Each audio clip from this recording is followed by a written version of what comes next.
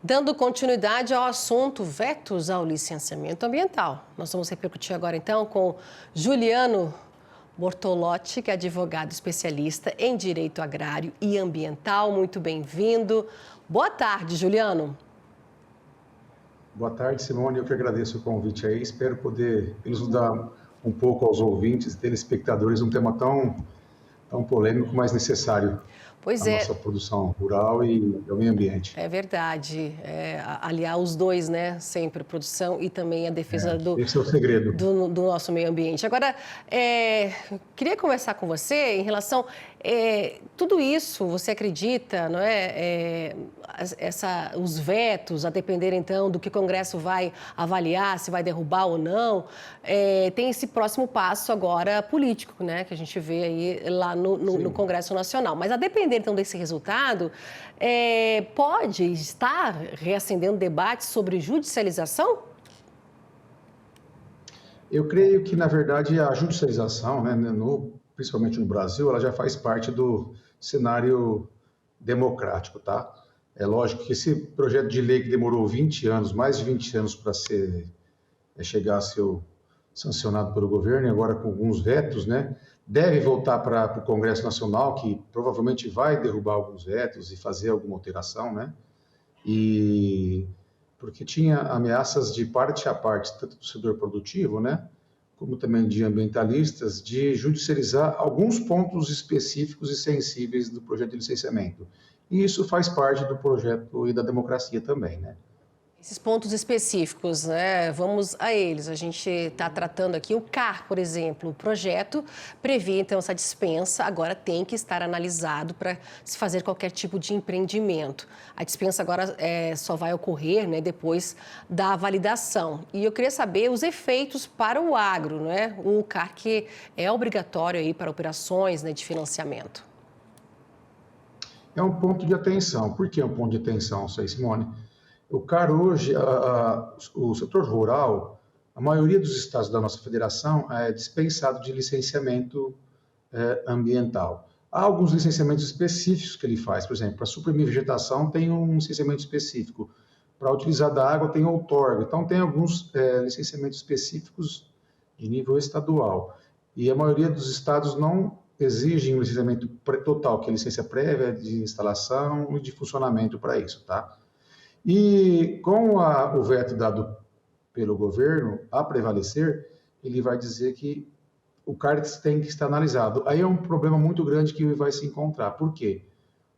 O país hoje não tem a capacidade, não está tendo, não está demonstrando, de analisar todos os CAR a contento. De forma que vai jogar na mesma vala todos os imóveis rurais para fazer licenciamento ambiental. E isso é o impacto não só na celeridade e na complexidade de se fazer isso, como também na estrutura governamental para analisar todo esse licenciamento de todos os imóveis rurais do Brasil. Então, eu creio que isso é um ponto que deve passar por alguma revisão, seja pelo Congresso, ou seja pelo novo projeto que o governo deve estar mandando também para substituir os vetos que ele fez, tá? Juliano, em cima ainda do CAR,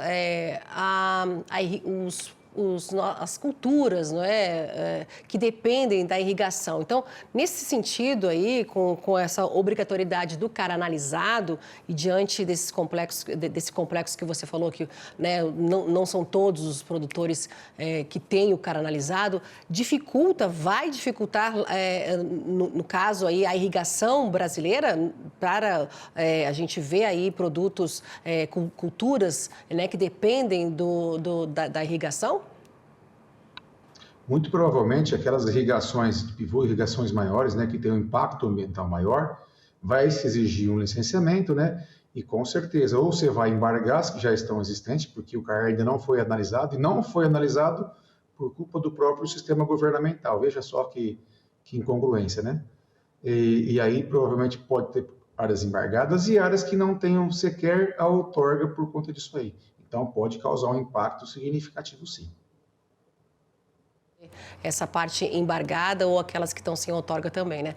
E seguindo aqui, LAC, né? Antes a gente tinha aí no texto, né, para empreendimento até médio potencial poluidor, agora com veto, adesão e compromisso para obras de baixo impacto. E eu gostaria de saber de você o que traz isso para o nosso setor, para o setor do agronegócio. Tem algum impacto?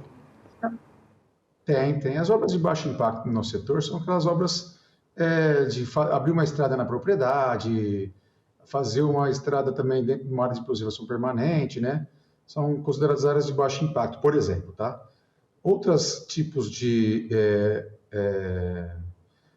utilização da natureza pelo ser humano, que é considerado de médio impacto, que seriam, na verdade, simplificado o licenciamento e agora foi vetada, passa a ser agora passar por uma análise federal. Volta àquela questão do CONAMA, do IBAMA, que são órgãos que criam uma certa dificuldade de procedimentos, uma morosidade muito grande para você conseguir uma licença. Então, isso é o impacto que vai gerar para o setor produtivo rural, principalmente, né? Até por conta da morosidade desses órgãos públicos e também alguns excessos que eles cometem, né? Historicamente, porque tem um viés um pouco mais ambiental do que econômico, né? Então, isso gera um impacto e me causa um pouco de estranheza também, que pode gerar uma judicialização esse tema, pelo descumprimento da Lei Complementar 140. Essa Lei Complementar 140 de 2011, ela disciplinava a competência dos municípios, dos estados e da União para legislar e definir alguns critérios ambientais para licenciamento, tá? Com o veto que se deu agora, passa-se a não considerar mais essa legislação que dava autonomia para os estados e municípios, entendeu?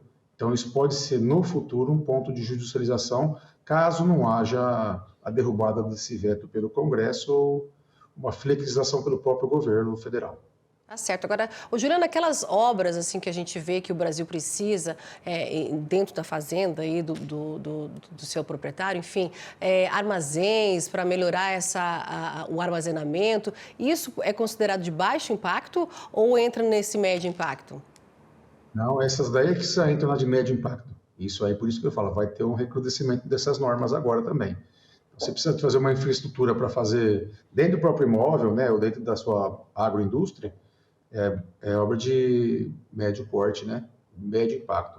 Então, com esse veto aí, vai recrudescer, vai ficar mais complexo e vai manter como é que está hoje o licenciamento, ou seja, não teve nenhuma melhora no que tange a desburocratização do procedimento. O veto também tem que ter consulta aos órgãos responsáveis pela proteção dos povos indígenas, quilombolas, né, para empreendimentos que afetem, então, territórios em fase de reconhecimento pela FUNAI e Fundação Palmares. Eu coloco aí, nesse caso, uma obra vital importante para o setor, né, na logística e escoamento de grãos, a Ferrogrão, que até hoje está parada. Isso, como é que você avalia o desenvolvimento aí em relação a um projeto importante, que é a Ferrogrão? Por exemplo, isso aí vincula, na verdade, o licenciamento a um parecer da FUNAI e ou da Fundação Palmares, né, que detém a legitimidade para falar sobre os indígenas e os quilombolas, né? E pelo texto do licenciamento ambiental que foi vetado, só precisava pedir esses pareceres vinculantes àquelas unidades quilombolas e também aquelas terras indígenas que já estavam homologadas. Com o veto, você passa a ter também vinculação e necessidade de um parecer das áreas que foram requeridas, ou seja, essas áreas que foram requeridas demoram anos e anos para chegar ao final do processo de requerimento e eventual homologação, né? Então, ou seja, os empreendimentos que demandam uma certa agilidade, empreendimentos públicos, inclusive, não só os privados, né, vão ficar vinculados a esses pareceres de expectativa de direito de terra indígena ou quilombola. Então, é mais uma norma que vai trazer uma certa morosidade, tanto para obras públicas como para as obras privadas. Para a gente já ir finalizando aqui, eu queria contextualizar com você nesse cenário geopolítico que o mundo vive hoje, o Brasil também, né, nesse caso, a LAI, né? A gente tem aí, em relação aos projetos especiais, né, que a gente vê o veto para o licenciamento teve, né, segue agora em todas as fases, tem essa MP que precisa ser votada, mas destina-se então a essa autorização para dar agilidade àqueles projetos considerados estratégicos aí pelo governo. A gente tem aí que falou-se muito, né, fala-se também exploração aí de petróleo na Amazônia, também tem aí exploração de minérios, terras raras. Nesse contexto hoje, né, quando a gente coloca aí a geopolítica, qual a importância da LAI, não é, nesse cenário? A LAI já é um caso um pouco à parte no que tange aos projetos prioritários para o governo, né? E quem vai definir que são esses projetos prioritários para o governo, que vai ter uma certa simplificação dos seus procedimentos, dado o interesse da sociedade, né?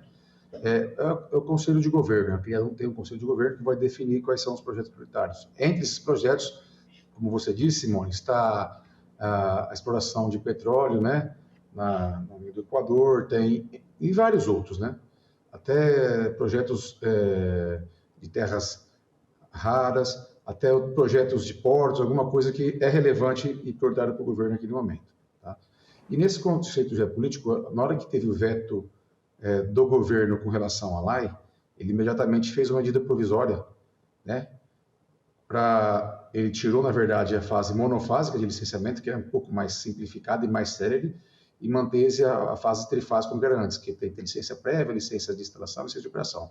Só que também num procedimento mais simplificado, tá? Porque diante do interesse público envolvido aí, o governo já fez a sua medida provisória, já mandou para o Congresso, né? E para ter validade imediata. Exatamente por quê? Porque tem alguns projetos que realmente precisam sair dessa morosidade, porque é de interesse nacional. E, dentre esses, se inclui o uso da exploração de petróleo, né, na foz do Amazonas lá, e também a formação de terras raras dentro do conceito geopolítico, tá? Até para auxiliar na consecução de alguma negociação com os demais países que nós estamos tendo, principalmente com os Estados Unidos, né? E alguns outros, Rússia também, nós temos um grande convênio com relação a isso, né? Com de fertilizantes, fosfatados. Então, a gente tem... O Estado Nacional tem um grande interesse nisso aí. Vamos ver como que vem essa medida provisória agora também, né? Tem que ser analisada para ver se realmente ela não tem apenas um efeito eleitoreiro para o ano que vem, né? Tá certo, a gente segue acompanhando, né, os próximos passos aí quando a gente trata desse assunto que é importante aí para todos os setores, né, meio ambiente, a produção também produtiva, a nossa produção aqui do país. Juliano Bortolotti, que é advogado especialista em direito agrário e também ambiental. Muito obrigada por essa conversa hoje aqui com a gente e até uma próxima. Boa tarde. Simone, eu que agradeço e fico à disposição. Boa tarde a todos. Tchau, tchau. Até lá.